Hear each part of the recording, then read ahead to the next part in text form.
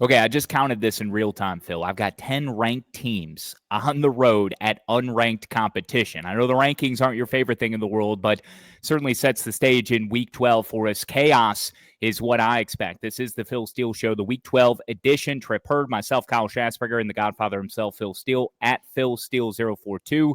Go online, philsteele.com. Premium content available too, Phil Steele Plus. Phil, this is the first of our final 3 shows. Next week will be a Thursday show, and 2 weeks from today is Thanksgiving. Can you wrap your head around that? No, it's the season went by extremely quick, as college football season tends to do. And the one thing I'll point out there, Kyle, is it seems like once the rankings come out, we do see a lot of upsets, and I think it's because the kids are like, hey, we do this, we do that. And they're all pointing at the rankings and talking about the rankings. It's a distraction to the teams, and we see a lot of upsets. Look at last week; we lost 2 top 5 teams went down. So the rankings are relevant in that respect this time of year. Complete chaos. That's what we're looking for this time of year. It's what makes it all interesting. And, you said the season's flown by. And as soon as you said that, I was thinking it just seems like yesterday we were talking about Florida State. Can they make the playoff again? But unfortunately, not the case this year. Sorry, Tripp. Sorry, Tripp, about that. You are 10-0 for the first time in program history, Coach. Not bad. Kurt Signetti and the Hoosiers are off this week, but they are 10-0. Just classic post-game interview following the win over Michigan, who gave them a game. Indiana didn't win by double digits last weekend. All right, we got about 30 games teed up, Phil. We've got one standalone matchup on Thursday night, 4 games on Friday. We want to hit all of them. So let's start with ECU. I was at the game last week where they had 400-plus yards of total offense in the first half in a beatdown of FAU, 49-14. Was the final score. It was a bloodbath, Phil. Now they're on the road, first time ever in program history that they're on a national televised stage back-to-back Thursday nights. They're playing at Tulsa, 7:30 game on ESPN. Caden Hauser has been sensational. Interim head coach Blake Harrell has ECU 1 win away from bowl eligibility. Tulsa 1-4 in the AAC off a bye. They lead all-time 9-8, which includes a last-second win last year in Greenville. Still scratching my head over how Tulsa was able to overcome that 27-3 deficit against UTSA and win that game. Other than that, they've been pretty much non-competitive this year. I think East Carolina's on a roll since the coaching change. They've won 2 in a row, but I think they would have won with Mike Houston the last 2 games as well. So this is a team that's poised to have a good finish to the year. And I got to go with East Carolina. I don't think that the Tulsa crowd's going to be too intimidating for them.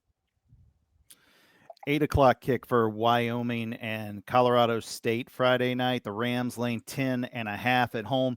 Here's a streak, Phil. Colorado State, they've covered in their last 6 games, winning 5 of those straight up, just printing cash here lately are the Rams. But Wyoming, while they're 2-7 on the year straight up, they have covered their last 3 times out. And they've been good in this series against Colorado State. They're 7-3 straight up and against the spread in the last 10. What's the play here? Yeah, I got to play on the streak, right, Tripp? I like Colorado State minus the points. Coach Norvell doing a hell of a job there. Now, granted, they've taken on a dream schedule. They don't play Boise this year. They don't play a lot of the big boys in the Mountain West. They've only beaten Nevada, New Mexico, Air Force. San Jose was a good win at the start of the year.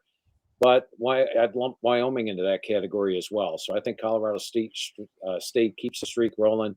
You look at Wyoming, they switched up their quarterbacks. They went to Evan Anderson at QB over Svoboda in the last game. Svoboda is a guy who, when I talked to Coach Savell post-spring, he was saying he is an NFL caliber dude. It just didn't pan out that way, only hitting 46% with a 4.7 ratio. Defensively, I think we have the edge with Colorado State. Offensively, they definitely have the edge with Colorado State. So I'm going to take the Rams at home. Yeah, it's a border war. They play for the bronze boot. Those teams really hate each other. A chance for Wyoming, who's been very down this year, to maybe validate somewhat their season with a rivalry win at Colorado State. 10.5 the spread, as Tripp said. I should mention ECU favored by 14.5 on the road at Tulsa on Thursday night. Certainly a big number, but Phil said he leans with the Pirates. Let's stick on Friday. Phil, that over in North Texas Army never stood a chance. That might have been collectively, I think we could all raise our hand, maybe the worst pick that any of us had all season. If you watch the game, when North Texas scored the touchdown and then they spotted it at the 1 and then they couldn't score, and then they got intercepted in the end zone twice in that game. I mean, there was a gazillion points left off the board, but yes, that was it turned out you didn't have to worry about the game going over in the third quarter. How much? So North Texas favored by 2 on the road Friday at UTSA, 8 o'clock ESPN2. We'll get your lean on that. 72.5 is the total. But tell me, what was going through your mind when you were picking up and you have all these games, you got 12 TVs on at one time, when you're seeing Army march on a near 14-minute drive to put the game away, 94 yards, 21 plays, took up a quarter of the game. I mean, how beautiful was that? That was art. I don't know if Rembrandt can be able to duplicate such beauty. I mean, that was insane. Yeah, well, when I was watching the games, honestly, I saw North Texas score the touchdown. I saw the replay. I said it's a touchdown. And then I saw him spotted at the 1. I started focusing on other games. When I looked back, Army had the ball first at the 1 yard line. And I was like, oh my God, they got stopped on downs after that. And then I'm like, you know what? This game was not meant to be. But with North Texas, I mean, if you had North Texas plus the points last week, intercepted in the end zone twice on the final 2 drives, that was a tough beat for North Texas. But in this case, I do like UTSA. I think UTSA is completely undervalued at this point. The Tulsa game, won't get into it again, but this is a UTSA team that the last 4 years is 22-2 straight up at home. They're 4-0 straight up at home this year. They're 5-1 as a home dog. If they had won that Tulsa game like they had won, I mean, 27-3 late third quarter, they'd be on a 3-game win streak right now, and their losses are pretty much excusable except for that Texas State game week 2. But back at home in the Alamo Dome, I'll take the home dog here, UTSA. All right, after a 1-5 start to the season, UCLA has flipped the switch. The Bruins have won their last 3 times out. They really turned some heads, including mine last week with their win over knocking off Iowa. They still need to win 2 out of their last 3 games coming down the stretch to make a bowl. First chance is going to come tomorrow night, Friday night on the road at Washington. This game at Husky Stadium in Seattle. Huskies are favored by 3.5, 4 is what I'm seeing right now. These 2 familiar foes from the Pac-12. UCLA has the series edge of late, 7-3 straight up and against the spread in the last 10 meetings. Washington got trounced their last time out in Happy Valley, but they have been a completely different team at home this year. 5-0 are the dogs at home. Yeah, you stole my thunder there, Tripp. You hit it right on the head. Come on, and I'll Tripp. say this about UCLA. They opened up 1-4, and everybody was throwing them in the trash. But look who they lost to. Indiana, at LSU in Death Valley, Oregon, and Penn State. So those are 4 really, really good teams that beat them. And they were actually competitive a little bit against Penn State. Oregon, they did get some fortune to stay in that game. But then when the schedule softened up, now they've started delivered winners. But I agree with you. I was not the only one shocked at them upsetting Iowa. I know a lot of my Joe Moore Award members. I'm on that committee. I'm going to vote for 21 different awards. But it's stunned that UCLA dominated Iowa's outstanding offensive line. It was by far the only game of the year Iowa's offensive line hasn't played great, and it was at UCLA defense. UCLA defense is holding foes to 49 yards per game, below their season average. That's number 33 in the country. But as Tripp pointed out, Washington's a different team home and away. At home, they're 5-0. They beat down Michigan, as you recall, 27-17, got past USC. So I'm not going against them in Husky Stadium. It is one of the best venues and toughest venues to play in. So I'm going to go with Washington minus the points at home here. It's a 9 o'clock start on Fox. You can listen to that one on the Varsity Network app, too. Tony Castricone, voice of the Huskies. Whether you're out of town, want to keep up with live college sports, be sure to download the free Varsity Network app, available for both Apple and Android. Listen to College Sports Live with the Varsity Network app. You can get the Houston call. That's final game on Friday night. They're playing at Arizona. The Wildcats are favored by a single point, 45.5 is the total, 10-15 on FS1. 5th meeting all-time, Phil. Houston has won 3. Including 45-18 back in 2018 at TD-ECU Stadium, 3 in a row that they've won. Willie Fritz has those boys surging. Phil, a couple of huge – they've won 3 out of their last 4. By the way, Dana Holgerson, the former head coach, just promoted by Matt Rule at Nebraska, felt like maybe a week after he was hired as an offensive analyst. So things are going well for him also. But Willie Fritz has the Cougs rolling. Arizona, meanwhile, has lost 5 in a row after their 3-1 start. T-Mac, no Fafita are still doing their thing. But can they cover the one against a hot Houston team Friday night? Yeah, and for this one, Kyle, go ahead and show the screen because this one really jumps out at me. In fact, I did the Phil Steele Plus tour, and I'm looking at it like, why didn't I include this game in there? It should have been on there because the last 4 weeks, it's something that we have on Phil Steele Plus, which is really valuable. Because if you look at Houston, they're a 4-5 team. You look at Arizona, they're a 3-6 team. There's not much difference. But look at this line down here, the last 4 weeks. If you look at how Houston's playing over the last 4 weeks, they have played Kansas State, Utah, TCU, Kansas. They are playing to 107.1 average game grade. Now, the average game grade doesn't have any starting point for the team. It just takes into account who you played and what the yards were rushing, passing against them, as well as defense against them and the points in the game. So they're playing at 107 level. Meanwhile, Arizona, the last 4 weeks, look at all the red here.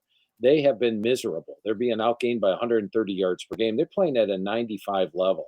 So if you just look at the last 4 weeks, even give Arizona a 3-point home edge, that's 98. That says Houston should be a 9-point favorite in this game. So current form, clearly in Houston's favor. That's why I love the last 4 weeks AGG or average game grade. So I'm definitely going with Houston, the team in much better shape. And one other thing to point out here, look at Houston's defense. They're holding opponents to 92 yards per game below their season average. This is a 4-5 team. You wouldn't expect them to be top 10 in anything. They're top 10 in that category. The number 10 defense in the country, holding opponents below their season average. So I like the Cougars here. That's awesome. That's Phil Steele Plus. You can get more information at philsteele.com. The individual team pages, all 134 FBS teams, and so much more premium content as well. Tripp, why don't you take us to Wrigley Field? Yeah? Yeah, Saturday at noon, we've got number 2, Ohio State. Big number in this one, 28.5 that they need to cover against Northwestern. They are, like Kyle said, playing this game at Wrigley Field. Phil, do we have a look-ahead spot here for Ohio State? The Buckeyes, big favorite. They're going to win this game, but they do have Indiana on deck. Any value here at all for the Northwestern side getting over 4 touchdowns? Yeah, they have Indiana and Michigan on deck. And let's face it, if they lose to Michigan, Ryan Day's out as the head coach of Ohio State because they're going to be like a 24, 27-point favorite, but it still will be the most important game of the season. They have to beat Michigan after losing to them 3 in a row. So you may say situationally this is a bad spot, but 2 factors have leaning with Ohio State. First is Northwestern's offense. It's really struggled this year. Yes, they had 424 yards against Purdue, but prior to that, they couldn't top 300 yards against a good defense. Ohio State's got a good defense. So Ryan Day all year has been saying, finish, finish, finish. And they've been playing better in the second half. I think offensively with Judkins and Henderson and Howard and Jeremiah Smith and Igbuka at the receiver positions, they've got too much talent to be held to 31, 35 points. I think they score their points even against a quality Northwestern defense. And I don't see Northwestern scoring a lot here. So I would actually lean with Ohio State in the fact that Ryan Day wants to make sure his team finishes each week and wants to go into Indiana in good current form. Sam Pittman and Arkansas are getting 13.5 at home, 12 o'clock on ABC. Texas has won 17 of 21 meetings all time in Fayetteville, but the last time they met, just a couple of seasons ago, it was Arkansas who had won in Fayetteville, 40-21. They rushed the field. That year, Phil, Quinn Ewers was the backup to Kyle McCord, who was the backup to C.J. Stroud at Ohio State. So a lot has changed in the last few years. 3 of 4 Arkansas losses to ranked opponents. Man, they wish they really had that OK State game earlier this year. Ewers looked great last week. No surprise against Florida, 5 touchdown passes. And Florida really struggled without DJ Lagway, and Texas took advantage. So Texas on the road, can they cover the 13.5? Arkansas wishes it was a game at night, but they're going to get it at 11 o'clock a.m. local time. Yeah, and this is a game where if you talked to me on October the 12th and said, Phil, who do you like in this game? I would have been pounding the table. I love Arkansas. Sam Pittman is phenomenal as an underdog. He loses by 3 or 7 points in every game. He covers against ranked teams. He's got like a 7-1 record. They're at home. It's a rivalry game. I absolutely love Arkansas. Then came the LSU game, which I liked Arkansas over LSU, and LSU just beat them down. And then you look at the Mississippi game, they couldn't cover them in the secondary and got beat down there. I would still lean a little bit with Arkansas, but after what I did liking them against LSU and against Ole Miss, I'm completely backing off that, and I have to believe it. I have to see it to believe it from now on. But I like Arkansas plus the points. Okay. Okay. There it is. Really nice bounce back win for Clemson in a hostile environment last week up at Virginia Tech after that loss to Louisville 2 weeks ago. Still only one loss in league play for Clemson. They're on the road at Pitt this week, laying 10 points, total sitting at 53.5. Pitt, on the other hand, is heading in the wrong direction of late. I thought we really might have a chance to see a 9-0 Pitt squad coming into this game, but they've dropped their last two. They had the blowout at SMU and then lost to UVA at home last week. The offense really hasn't looked good since all the way back in October when they played North Carolina. They had 41 points against Syracuse, but that was all pick sixes. Add on to that, Eli Holstein, their quarterback, had to leave the game early last week. I think from what Narduzzi has said, he is still going to play this week, but still no clear call on that. So either way, tough for me to side with Pitt in this game, Phil. Yeah, I'm going to agree with you there, Tripp. I like Clemson minus the points. I think when you look at Pitt, you go back to that SMU weekend. There I thought pretender against contender, and SMU just beat them down. It was 48-11, and Pitt got 2 garbage touchdowns at the end to make it 48-25. And then last week they should have handled Virginia, did not take care of business. Losing Holstein did hurt them. I think Nate Yarnell's 2 interceptions in the fourth quarter really ended Pitt's chances of winning that game. But if you look at them for the season, I mean, Cal missed a field goal at the end of the game, could have beat them. They needed big comebacks to beat both Cincinnati and West Virginia. Haven't been blown away with Pitt. Great for Narduzzi. They started 7-0, but I think he's doing it with smoke and mirrors. Meanwhile, Clemson has looked very impressive in every game except Georgia.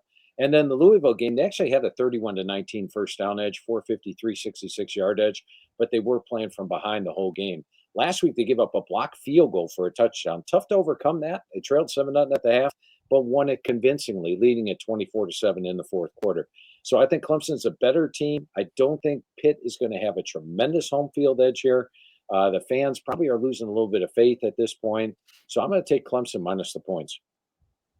All right, let's jump to the Big 12. Colorado.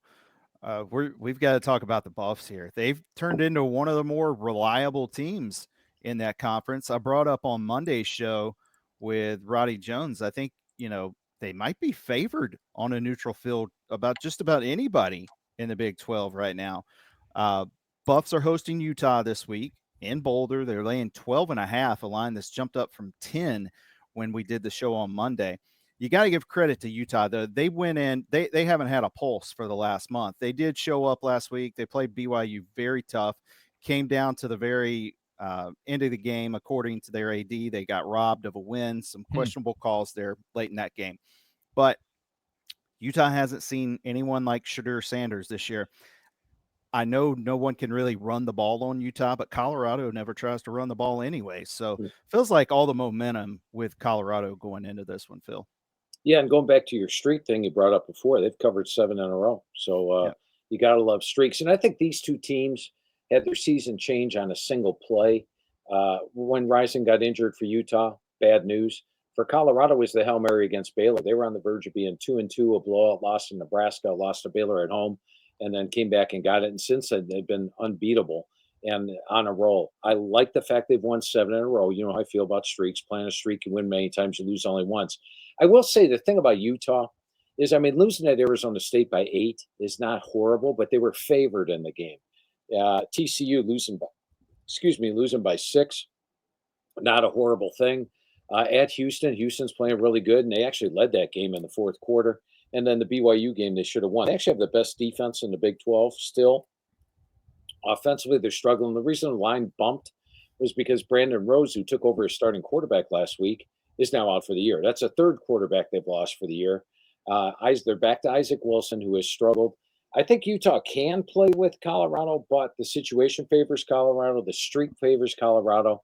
And what the hell? They've won 7 in a row. Let's make it 8 in a row. Let's ride that streak.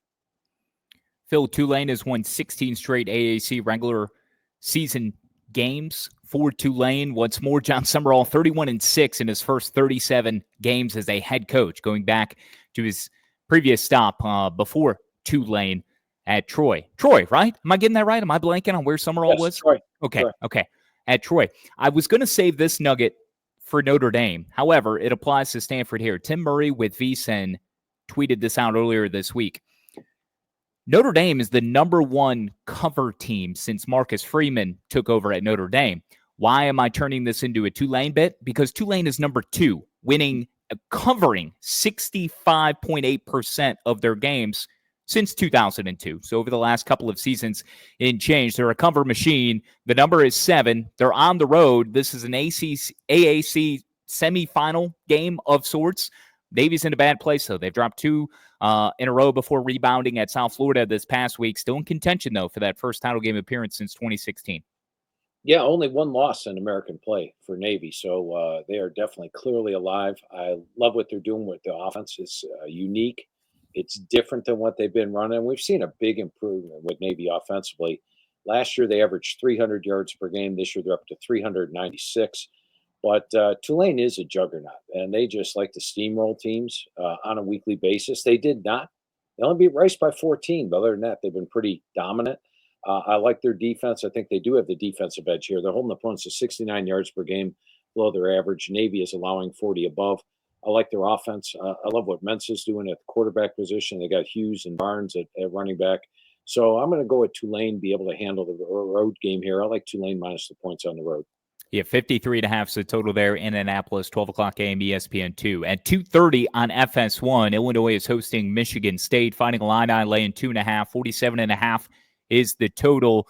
Illinois trying to avoid a third straight loss, as is Michigan State, who has had an extra week to reflect on that opportunity that they had against Indiana when they jumped them for 10-0 before allowing 47 straight points. They'll need to win 2 of the final 3 to get bowl eligible.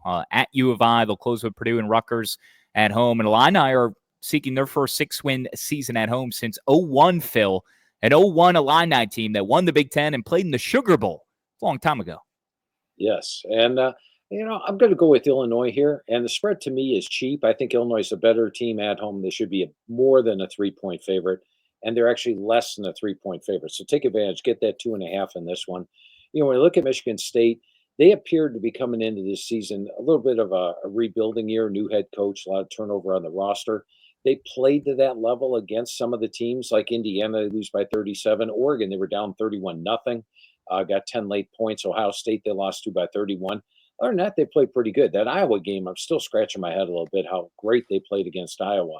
But Illinois, a couple weeks back, all fired up at home against Michigan, got it for the 100th anniversary game. That was the game that was most important on the year. Letdown spot, they lost to Oregon, but almost covered. And then the Minnesota game sort of went both, pretty close. They could easily have won that. So I think there's value on the fact that folks aren't as high on Illinois as they should be. And I look for Illinois to finish off the year probably with 3 wins, finish off the year 9-3, and have a good rest of the season. So get it while it's cheap. I think at the end of the year, you're going to look at this 2.5 line and say, wow, that should have been 6 or 7. Same colors, different team. I'm talking about Syracuse and head coach Fran Brown. And what he said earlier this week, it could not resonate more with me. I subscribe to the pain and suffering that Fran Brown subscribes to, especially in a losing effort. Honestly, I got like a ritual. Like when we lose, I ain't even getting a shower till early this morning. I just be mad. I just brush my teeth. But it's like I don't deserve soap. I don't deserve to do all that. I'm just focused on like trying to get back and trying to make sure that our players mentally understand and know that I let them down, that they didn't do it. Come on, coach. Everybody deserves soap. You got to earn the right to do certain things, okay? Yeah, that's awesome. That's awesome. Okay, so back to the ACC. Let's talk about Syracuse and Cal. We'll start with Cal. 5-4 on the season. All 4 of those losses coming back to back by a combined 9 points. If we go back through the list, they absolutely could have won in Tallahassee and beat Florida State. They blew a double-digit lead to Miami, lost by 1, missed a field goal to beat Pitt, and they led NC State 23-10 in the fourth quarter. Missed a field goal. Before losing that one if you talk about woulda, coulda, shoulda teams, they're going to win that game this year. The Bears are favored by 9.5 this week at home against Syracuse, who lost last week at Boston College. Now they're traveling out to the West Coast, so a lot of miles for the Orange this week. It's a lot of points here, Phil, but Cal also with a little motivation to get that 6th win to get bowl eligible. Yeah, first of all, I love Fran Brown's comments. That it's sort of, I mean, when you win a game, it moves you up a little bit, right? When you lose a game, it just takes you right down to the basement. So losses are much worse than the joy of winning. The pain of losses is much worse. So I agree with him 100% on that. This game, you stole my thunder there, Tripp. Cal is 4 plays away from being 9-0. This could be a 9-0 team everybody's talking about. They have impressed me every single week I've watched them. And they've got Mendoza at quarterback. Jay Knott has not been 100% all year. They're very banged up all year, but he's got to be getting healthier. I would expect maybe get some out of him, but Javian Thomas looks good. The matchup I like best here, though, is Cal has one of the best defenses in the country, and they have one of the best pass defenses in the country. I think they've snagged like 17 interceptions. Syracuse's offense, they need to throw the football. There's very few games where they run the ball for significant yards. Kyle McCord a couple weeks back against Pitt, interception machine, 5-0 turnover, and all of a sudden turned into a loss. So I'm taking that Cal secondary, which is their strength, against Syracuse's strength to shut them down. And other than that, I think Cal's been playing extremely well this year. I like Cal minus the points at home.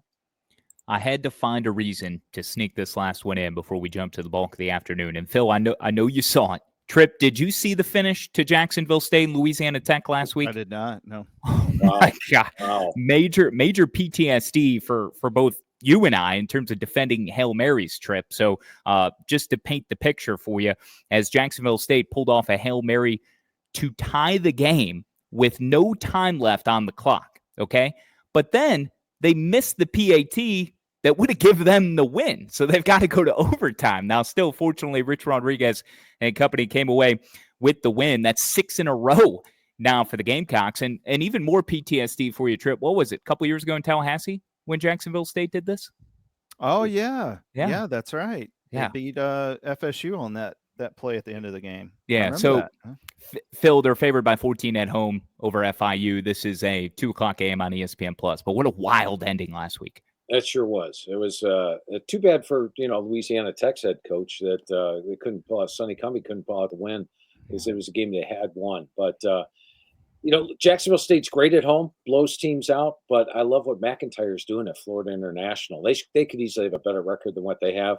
Could have beaten Sam Houston State. Could have beaten Liberty. A couple of big games there, and they even played Indiana tough on the road. So to me, this is a tough one to pick. I would have the line at 14. The line's 14 in this one. All right, let's get to the 3:30 window. Number 22, LSU heading to the Swamp Saturday. 3:30 kick on ABC at Florida. The Tigers favored by 4.5. Billy Napier was about as vague can be this week addressing the DJ Lagway situation. He's progressing. We're taking it day by day. Every coach speak term you can think of came out of his mouth. If Lagway does play, that would make this a very interesting game. We saw last week at Texas, without him, the offense is very likely to struggle. As of today, everything you can read right now, and I think the line here trends towards Lagway playing, but no solid verification on that so far. Phil, what do you like in this one? I'd hate to put money on Florida and then find out Lagway's out. I'd hate to put money on LSU and find out Lagway's playing. I mean, Florida prior to playing Texas, I thought they could have they probably should have beaten Georgia had Lagway not got injured. They've been playing really good football. Should have beaten Tennessee on the road 2 weeks ago. This was a team that was really coming into form, playing great. They were down 3 defensive backs against Texas, 3 starting defensive backs, as well as their quarterback. Aiden Warner is a Yale transfer. Generally, when you get an FCS transfer, you expect him to be the starter there, right? Aiden Warner didn't even play at Yale. So you're talking about a third-string walk-on quarterback that hadn't played, and that's your quarterback. Your secondary's banged up, and LSU's got an explosive offense with Garrett Nussmeier. So I'm staying away from this one. If you have inside information and you know Lagway's playing, I would take Florida plus the points. If you got inside information, you know Lagway's not playing, I would take LSU.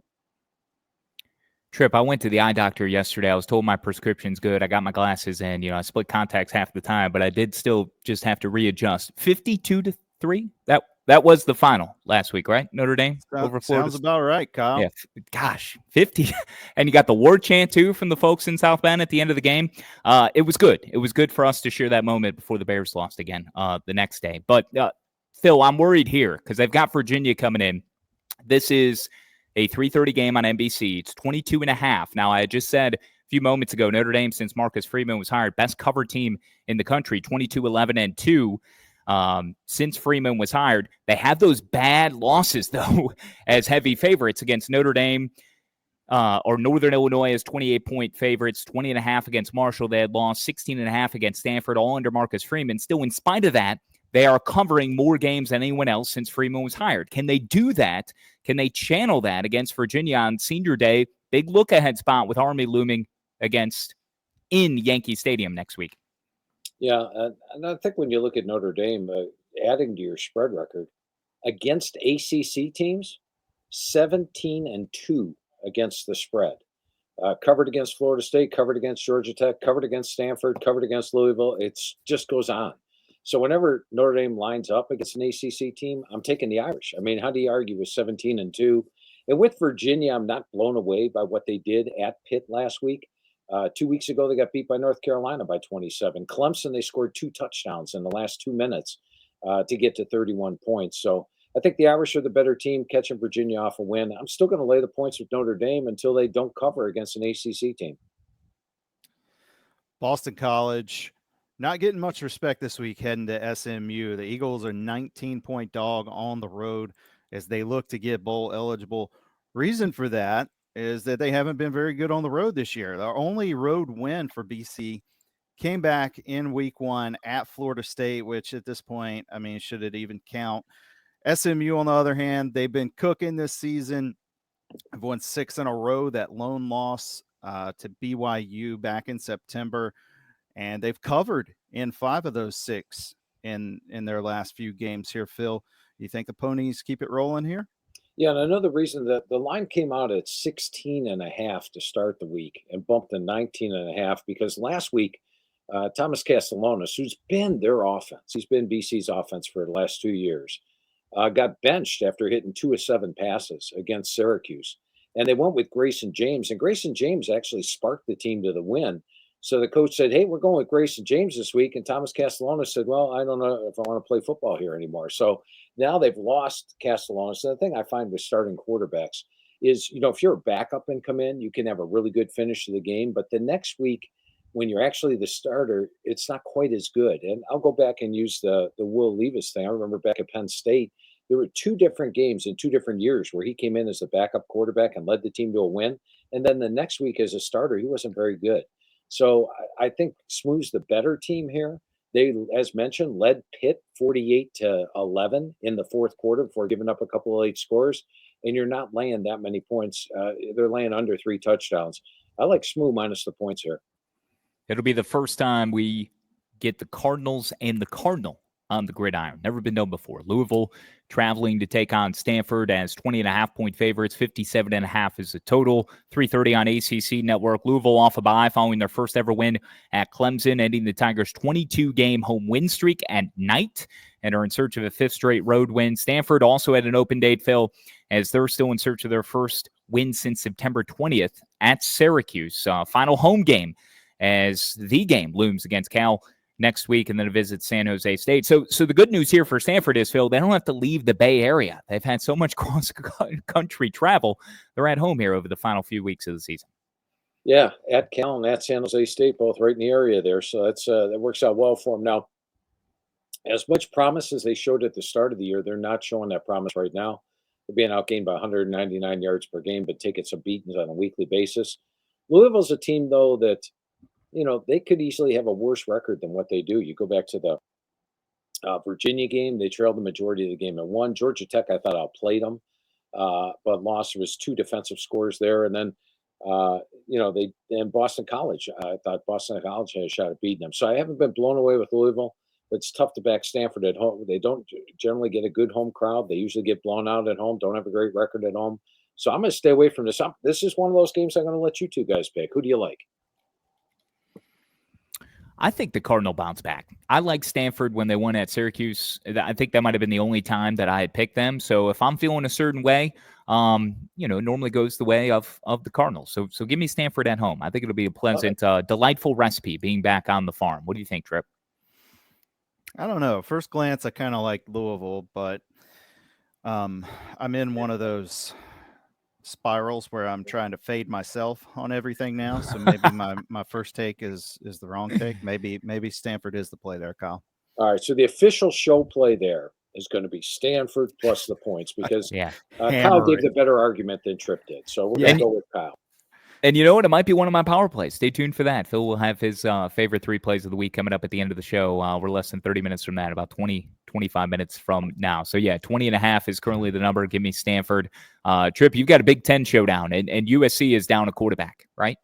Yeah, it's so weird to say that. Nebraska at USC is a Big Ten showdown.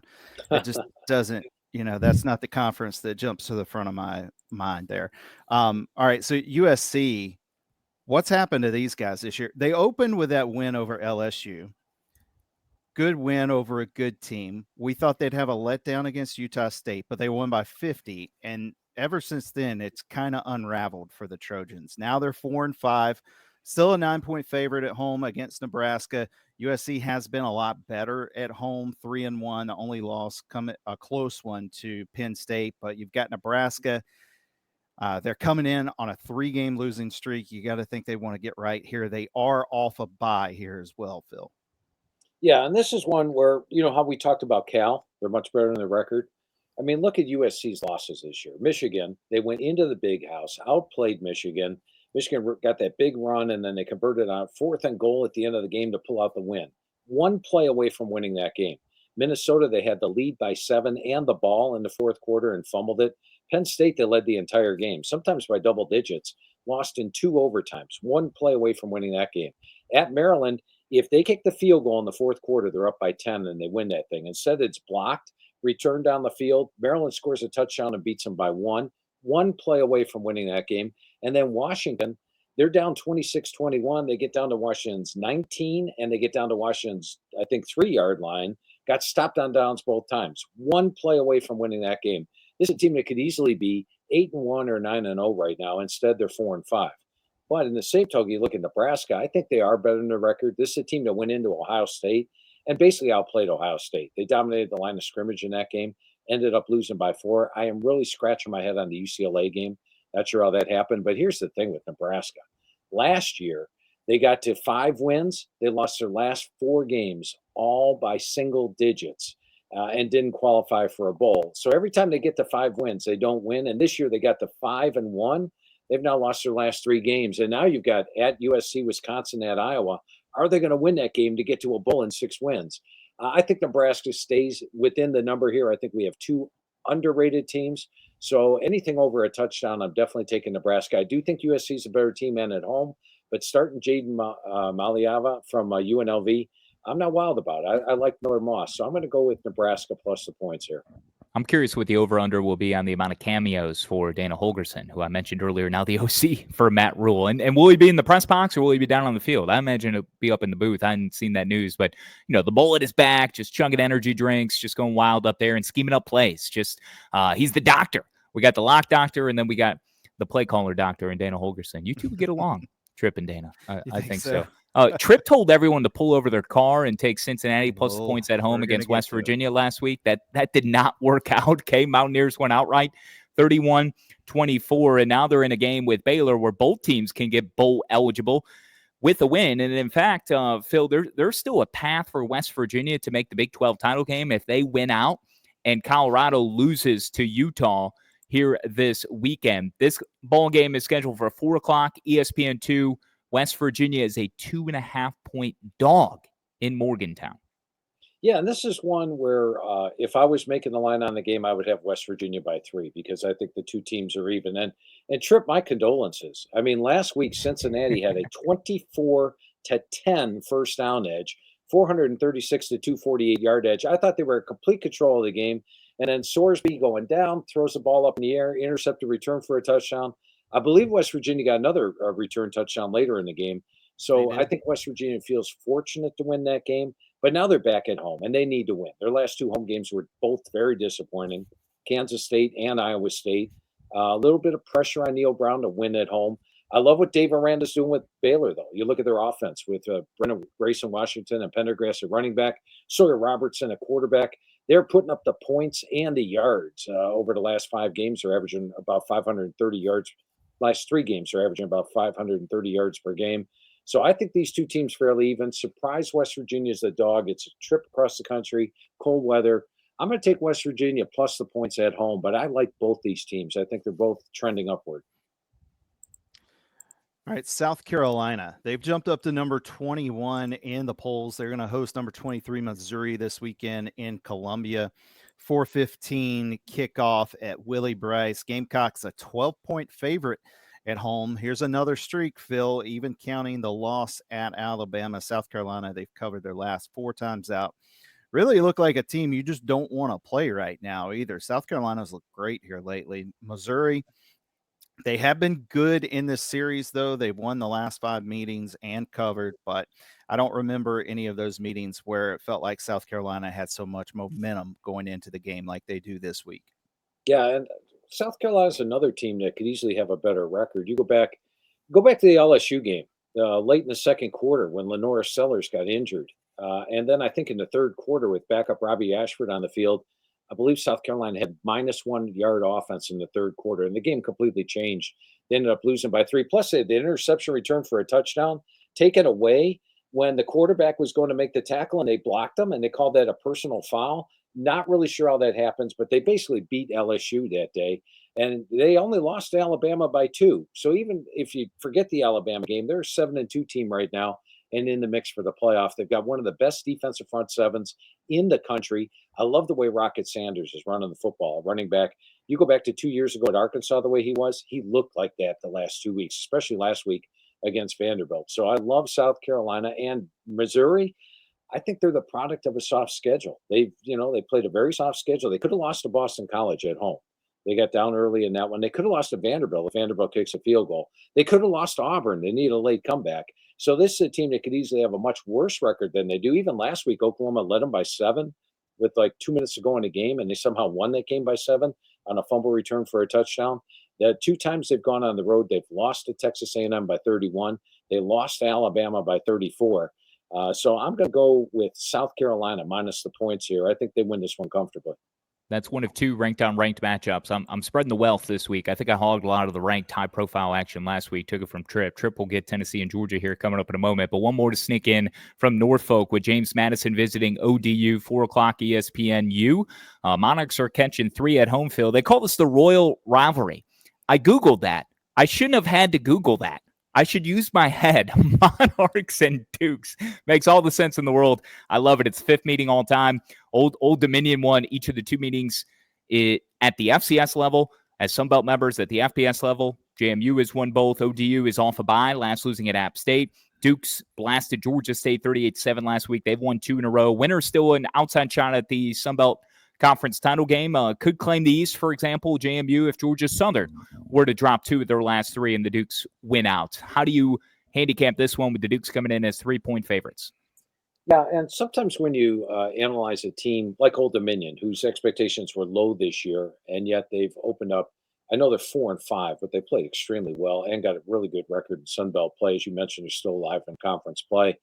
You think it's maybe done with smoke and mirrors, but they've been playing really well. You go back to hosting Texas State. I thought Texas State was one of the best teams in the Sun Belt. They beat them 24-14 at home.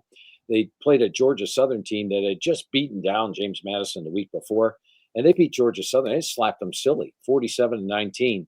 They did lose at App State. I liked App State in that one, playing with revenge at home, but now off a bye, they're back at home. I think ODU is one of the top teams in the Sun Belt Conference, despite not me having them there at the start of the year. I like the way Colton Joseph is moving the ball in offense. He's hitting 62% with a 10-3 ratio. And James Madison has played extremely well, especially at home. But on the road, they've had 2 road games in the SBC. They played at ULM. They lost 21-19.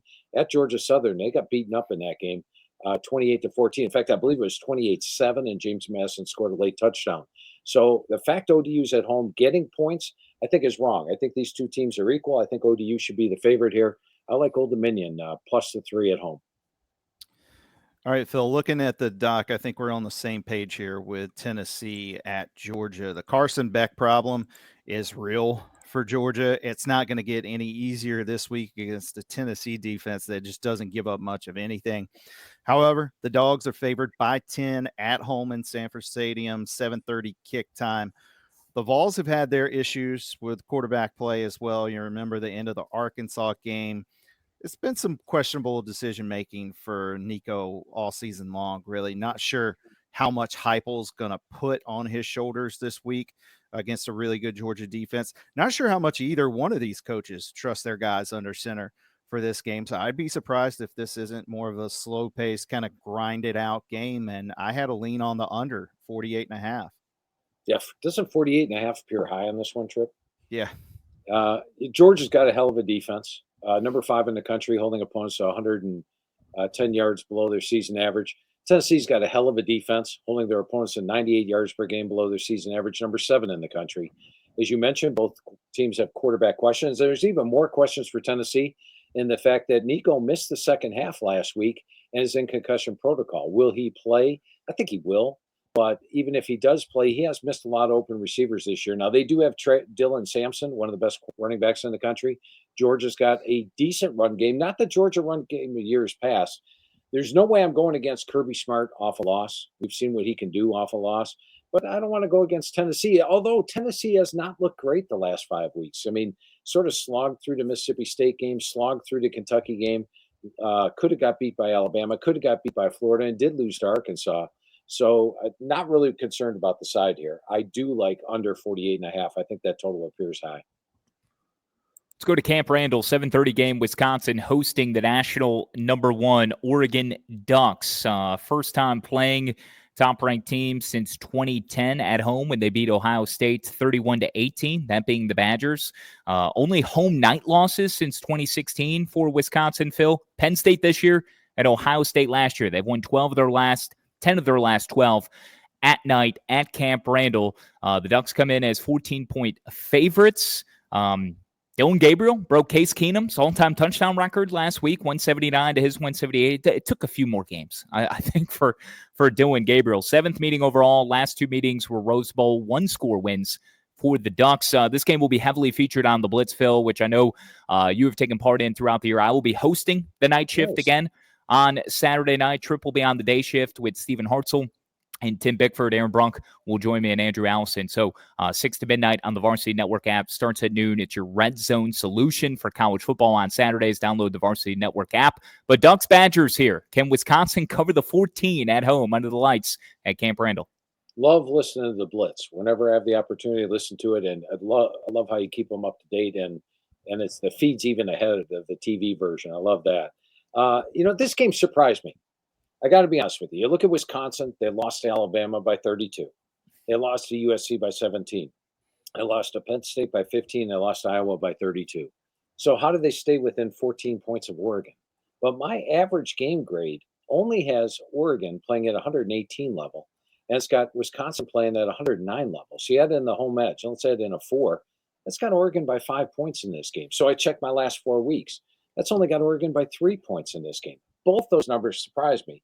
Now, my computer, red hot, all season long, for years and years, it's red hot. So I listen to my computer, and it's telling me, man, Oregon shouldn't be a 14-point favorite. So I'm going to lean with Wisconsin plus the points at home. My mind says take Oregon, but my computer says take Wisconsin. I'm going to take the points in a closer than expected game. Okay, I love it. They'll be jumping for sure at Camp Randall. Wisconsin trying to cover the 14, 7:30 on NBC, 7 o'clock on ESPN. As we work backwards slightly, K-State hosting Arizona State. Wildcats favored by 8, 50.5 is the total. Both of these teams still very much in contention for the Big 12 title game in a very crowded league, that's for sure. Chaos has loomed large all year long. It's such a fun league to watch, and very much in doubt who's going to come out of that league at this point. BYU certainly is the poll leader at this point, undefeated, maybe benefiting from a schedule. We'll get to the Cougars and Jayhawks here in a moment, but Sun Devils are home to BYU next week, so they'll get their chance. and then they'll visit Arizona to finish. K-State hosts Cincy. Then it's Farmageddon at Iowa State. This is 7th meeting overall, but it's ASU's first trip ever, Phil, to the Little Apple. They have never been to Manhattan. They're chasing 8-point dogs. 1989, the last regular season meeting. It was Bill Snyder's first year coaching K-State. And that Bill Snyder's first year, Kansas State was the worst team in college football is what he took over. Bill Snyder is a Hall of Fame, amazing head coach for the job he did, taking over the worst program in college football and turning it into a national title contender. Just amazing, amazing job by Bill Snyder. But I digress. Looking at this game, I like the situation for Kansas State. They've been in big games before. Yes, in their last game, they lost to Houston, but believe it or not, they had a 21-10 first down edge against Houston. They had the yardage edge by over 100 yards in that game. They outplayed them, so they're off a misleading final, and now they're off a bye, off a loss at home. I like all that. Meanwhile, with Arizona State, they're sort of in unusual territory. This is a team that's had a bunch of losing seasons. Now they're actually in the mix, which they didn't expect to be in the mix at the start of the year, but it makes it completely different. Plus, they're off somewhat of a misleading final. They were out first down 26-18. Their last game outgained 406 to 260. Had a couple of return touchdowns in that game, which helped them, and they ended up beating UCF 35-31. So you take a warm weather team traveling to chilly Kansas State. You take a team that's not used to playing in big games versus a team that does play in big games. And frankly, I think Kansas State's a better team. The line's a little cheap at 8. I like Kansas State minus the points here. All right. It's been brought up on the show here. It's been brought up on Twitter. I've come under some scrutiny for my Cincinnati pick last week. At the time, I didn't realize Brendan Sorsby would be playing for the opposing team when I did my research. So you got to factor that stuff in. Bearcats definitely squandered an opportunity to shake things up in the Big 12 last week with that loss. This week, they're heading to Ames to take on Iowa State. Cyclones favored by 9.5, 10 points at home. Iowa State coming off back-to-back losses against Texas Tech and last week against Kansas. Earlier this season, you had to think that defense was one of the better in the country, a very reliable unit, but they didn't look the part last week. They gave up 532 yards to the Jayhawks. No big play for me here, Phil. Bearcats are still looking for that 6th win. I just, I'm a little tender right now. Hard to trust them. What's the line you got there, Tripp? I'm seeing 9.5 and 10 right now. Okay. I think Cincinnati was much better than the final score last week. As mentioned, they had a 24-10 first down edge. Tough to lose games like that. I like to take teams off a misleading final like that. And if you look at Cincinnati's other losses this year, the Pitt game, they had a huge lead, blew it at the end. Texas Tech, I thought they outplayed Texas Tech on the road, had a 29-21 first down edge. So I think Cincinnati's better than its record would indicate. Iowa State, I had pegged as the best team in the Big 12 2 weeks ago. They were undefeated. And I thought they are going their way undefeated this year. They should beat Texas Tech. They should beat Kansas. They could very well run the table. And then the last 2 weeks, they haven't been looking great. They did trail. Texas Tech took the lead and then gave it up at the end. Kansas, I was just shocked. Kansas came out and did what they did offensively against them. So I don't know if I can trust Iowa State, much like you don't know if you could trust Cincinnati. I'm going to take Cincinnati plus the points. I think this is a good game come down to the wire. All right, here's another. I think this could be a good game as well in the ACC. North Carolina hosting Wake Forest in Kenan Stadium Saturday night. 8 o'clock kick. The Hills are laying 11.5 points at home. They haven't fared well as a double-digit favorite this season. They're 0-3 against the spread. One of those a straight-up loss to JMU. But the Hills have gone 2 weeks in a row, allowing no more than 14 points. The competition is questionable with Virginia and then Florida State in the second game. So I don't know how much we can read into that, but UNC also trying for that win number 6 on the year. Wake needs to win 2 out of their last 3 to make a bowl, so they would definitely need this one to have a chance. The Deacs have a more than capable offense, though. I think the total, for me, the total 63.5, it's high, but I think it's definitely in play here. Yeah, I like the over there as well, Tripp. Kyle, you could show the screen on this one because I had a couple interesting things to point out. Now, with North Carolina, you hit it right on the head. This is a team that, if you look, you had mentioned this year's record as a double-digit favorite. If we go back and take a look at how they do as a double-digit favorite, 1-4, 0-2, 2-4. So they are 3-10 heading into the year. They are 3-13 as a double-digit favorite. And the number that really jumps out to me is not only are they 3-13 against the spread, they've lost 7 of those games outright. So you can't trust North Carolina as a double-digit favorite. Meanwhile, if you look at Wake Forest and take a look at how they do as a double-digit dog, they're 21-9 throughout this 5-3. You're 16-6 the last 9 years as a double-digit dog. So you have a great double-digit dog against a really poor double-digit favorite. Then the other thing that jumps out, you talked about North Carolina. They are 0-5 against the spread at home this year.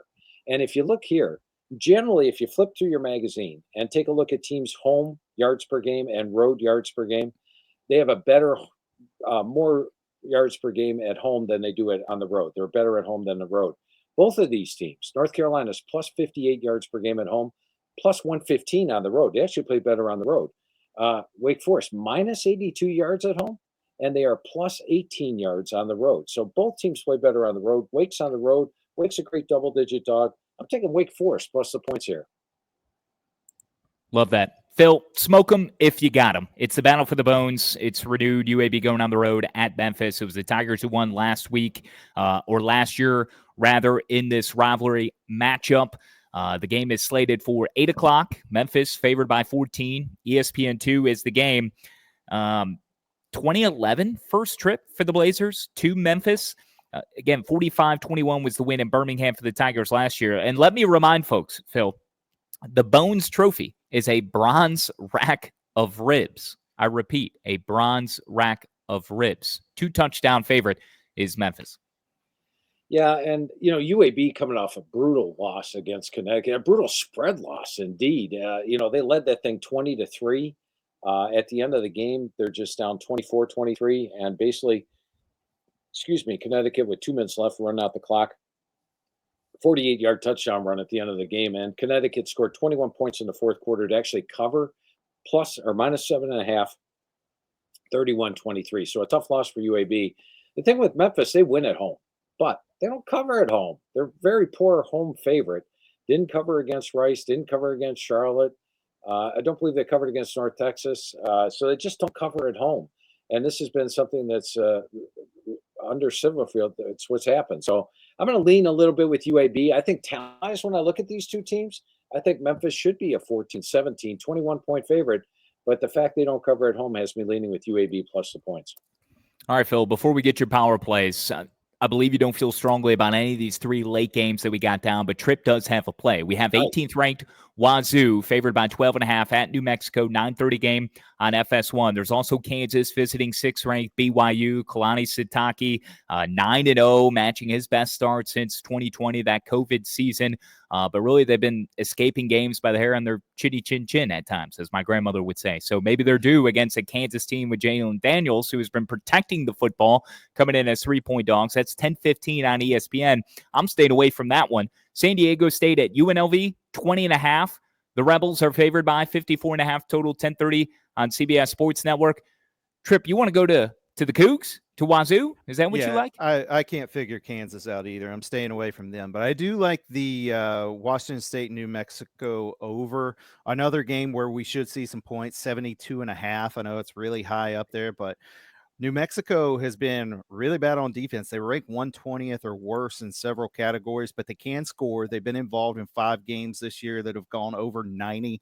Washington State has to keep the pedal to the floor just to stay in the playoff conversation at this point. So I like something like 48-35 here in that range. I think this game could go over. Yeah, it sounds good. And I think when you look at New Mexico, they're actually averaging 109 yards per game above what opponents allow, which is number 6 in the country, which I think would shock a lot of people. But that defense is number 133 in the country, allowing teams 125 yards per game above what they allow. So I agree with you there, Tripp. Good pick. And hey, All right. If you haven't seen John Mateer play, you need to go watch this guy. He does everything. Really good quarterback for Washington State. I think he'd look great in garnet and gold. I don't even know if he's got any more years remaining. I'm just saying. Tampering. All right, Phil, go ahead and flush our pockets. What are your favorite plays here for Week 12? Well, we've actually been on a little bit of a losing streak with these best bets. So what I did this week, one of these 3 plays is actually one of my inside the press box plays. I usually don't bring my inside the press box plays on the show. I usually take my inside the press box plays and then I use the other ones. So one of these 3 plays, I'm not going to tell you which one, is actually a press box play. I'm going to try to get this streak going here.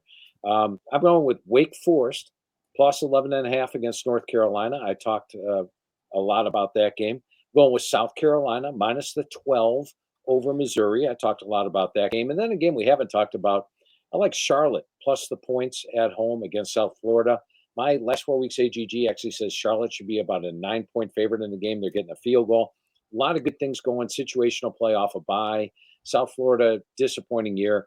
So Charlotte plus 3. So Wake Forest plus 11.5, South Carolina minus 12, and Charlotte plus 3. I'm going to go against you on one of these. Just again, content, just for good fun. I'm going to take Missouri because I don't think they get smoked the way they have 2 previous other times on the road in College Station and at Alabama. I think they can cover the 13.5. South Carolina, last time we saw them in this sort of spot at home, they were on the road at Vandy, won for the 16th straight time over the Commodores last week, but now returning home, can they get up the way they did against Texas A&M and Missouri? I think Drink still thinks Missouri is a playoff contender. I don't know what he's drinking, but Eli Drinkowitz is going to have those boys ready to at least cover the 13.5. So give me Missouri as the dog there. Stanford, 20.5-point underdog at home against Louisville. They get right on the farm, cover the number. And give me West Virginia, the plus 2.5. Phil, you said the wrong team was favored there at home against Baylor. Both teams playing much better football, but I'll take the Mountaineers as 2.5-point underdogs in Morgantown. Tripp, what do you like? I'm pretty chalky this week. I like Clemson. I agree with Phil in South Carolina. I also like Washington at home to get it done over UCLA. There's one. I like Colorado. I would take Colorado as well. No totals, Tripp?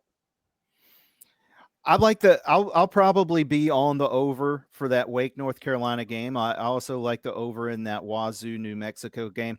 I was really looking at the over in Nebraska, USC until, we got all the news on that game. Now I'm kind of leaning under 50.5 in that one. Yeah, especially Rayola's questionable too for Nebraska.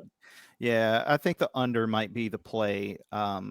I'll have to check. So what's your again, official I think place, it's 50.5. Yeah, Tripp is all. Yeah, I need official plays. I'll take Clemson, South Carolina, and Washington. Okay.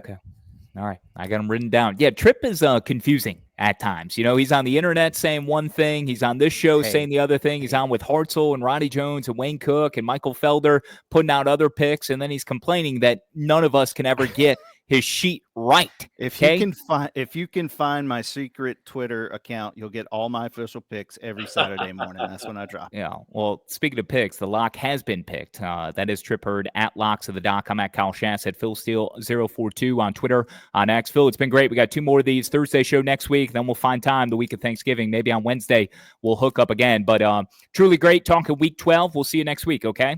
Hey, a lot of fun as always, guys. Really enjoyed it, and have a great weekend. What are we, 10-0? You are 10-0 for the first time in program history, Coach. Not bad.